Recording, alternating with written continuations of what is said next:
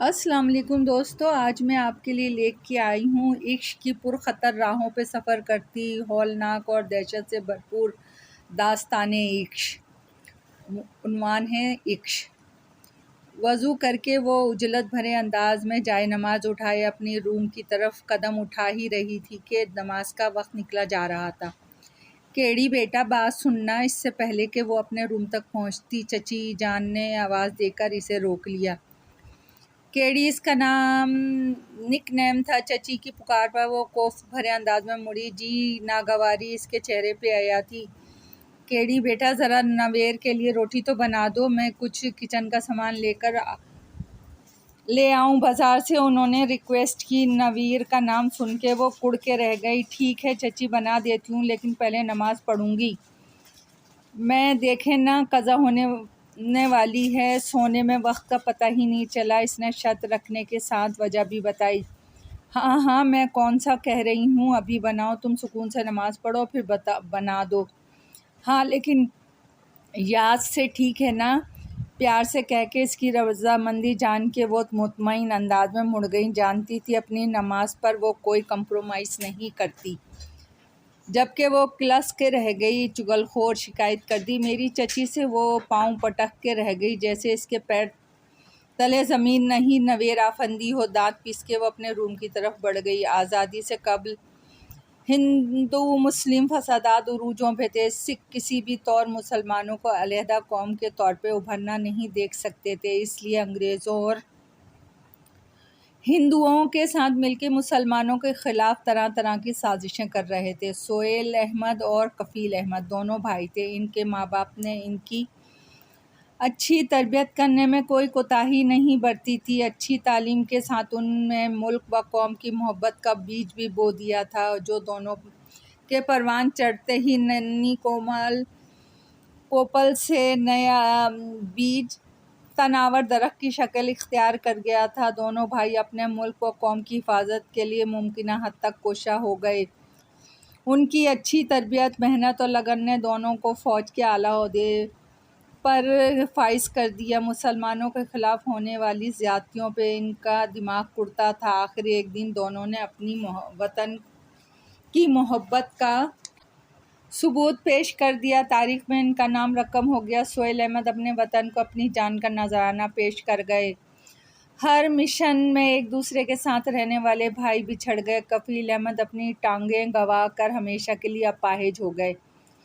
اپنی بے بسی پہ وہ دن رات آنسو بہاتے تھے۔ دل پر ایک بوجھ تھا کہ اپنے مسلمان بھائیوں کی خاطر کچھ نہ کر سکے۔ نویر آفندی کے اس دنیا میں آنے کے بعد ان کی ساری امیدیں اور آساؤں کا رخ ان کی طرف ہو گیا تھا۔ وہ مستقبل میں نویر کو اپنی جگہ سدھارتے دیکھ رہے تھے، اور ایسا ہی ہوا۔ نویر آفندی نے ان کی امیدوں پر پورا اترتے دکھائی دے رہا تھا۔ نماز پڑھ کے وہ کرتی ہوئی کچن میں آئی۔ پیڑے بناتے ہوئے وہ دانت پیس رہی تھی۔ نویر آفندی کی ڈھٹائی پر تو اسے کسی ایوارڈ سے نواز دیتی، پھر بھی اس کے لیے کم تھا۔ مگر گھر میں ہر وقت دونوں کی ٹھنی رہتی تھی۔ وہ بھی بدلے میں اسے چڑھانے کے لیے اوٹ پٹانگ حرکتیں کرتا تھا۔ اس لڑائی کے بیچ ان دونوں کے درمیان ایک رشتہ محبت کا تھا۔ دونوں کی نسبت بچپن سے طے تھی۔ دونوں کی ایک دوسرے میں جان بستی تھی، اور آج اس کے لیے روٹی پکانے کی خاطر اسے اپنا وظیفہ ادھورا چھوڑنا پڑا، جو اس کا روز کا معمول تھا۔ نویر آفندی اس کا چچا زاد تھا، لیکن اپنے بڑے ہونے کا خوب فائدہ اٹھاتا تھا، کیونکہ بیا سہیل عرف کیڑی سے بھڑنا اس کا من پسند مشغلہ تھا۔ اس کے چڑھنے سے وہ خط اٹھاتا تھا۔ ایسا بھی کون سا گناہ ہو گیا ان معصوم پیڑوں سے، جو بے چاروں کی جان خلاصی نہیں ہو پا رہی ہے؟ دیکھو تو صحیح، بیچارے گول ہو کے اگلے پچھلے سارے ریکارڈ توڑ چکے ہیں۔ وہ جو کب سے تلملاتے ہوئے آٹے کے پیڑے کو اپنی مٹھی میں گول گول گھما رہی تھی، آشنا آواز پہ چونکی، گردن اٹھا کر دیکھا تو وہ جی جلانے کو اس کے روبرو تھا۔ تم سے مطلب؟ وہ تن گئی۔ قسم سے بڑی پھوڑ لڑکی ہو، کب سے امی نے تمہیں بولا ہے روٹی بنا دو، لیکن ابھی تک پیڑے نہیں بنے؟ اس کی طنز کو نظر انداز کرتا وہ اطمینان سے کرسی سنبھال گیا۔ وہ تب گئی، زیادہ چونچ مت لڑاؤ، میں اب لڑنے کے موڈ میں نہیں ہوں، انگلی اٹھا کے وارن کیا گیا۔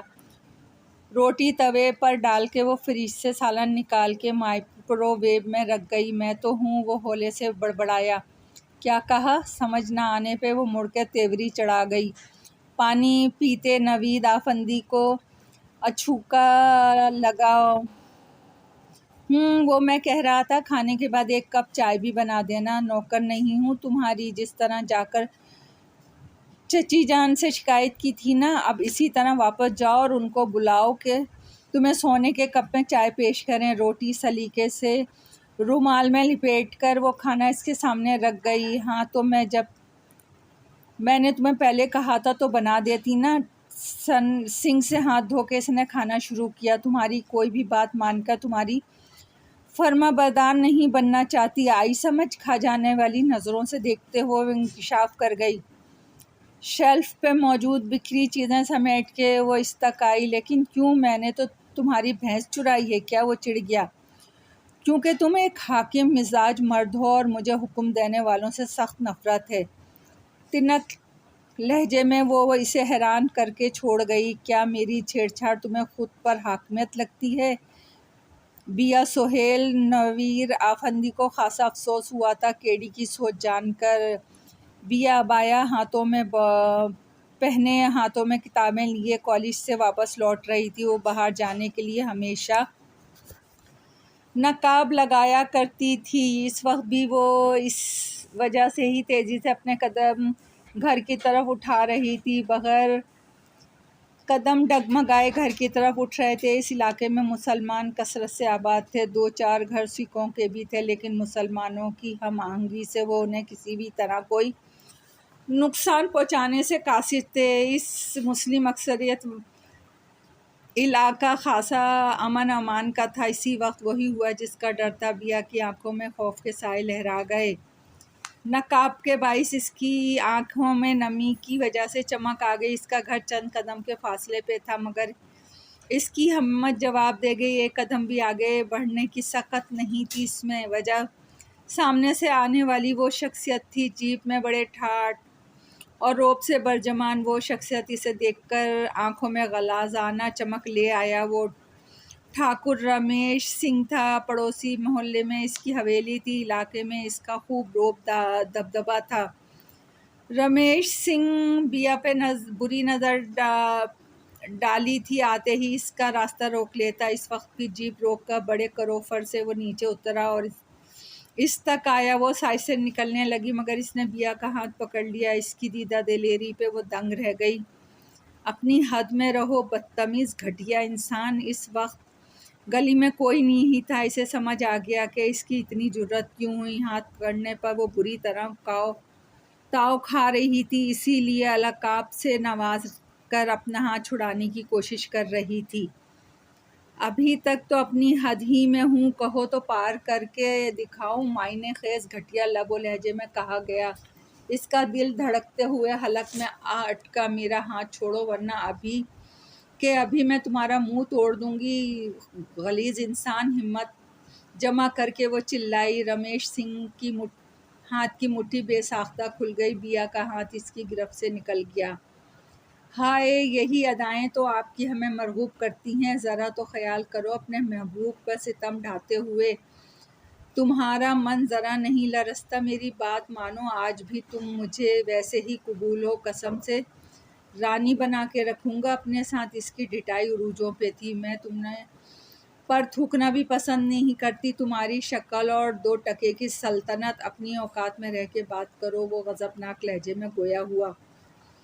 اپنی شکل پہ قصیدہ اسے برا لگا۔ میری اوقات کیا ہے یہ تو میں نہیں جانتی، تمہاری اوقات میں رہ کے بات کر رہی ہوں۔ بات تمہاری اوقات سے بڑھ گئی تو تمہیں برا لگ سکتا ہے، طنز کے ساتھ کہتے ہوئے وہ اسے وارن کر گئی۔ اس کے تن بدن میں آگ لگ گئی تھی۔ جو چیز ٹھاکر رمیش سنگھ کی ملکیت میں نہ آئے نہ چاہے، اسے اپنی قسمت بدلنی پڑتی ہے، یاد رکھنا۔ اس نے دھمکی دی۔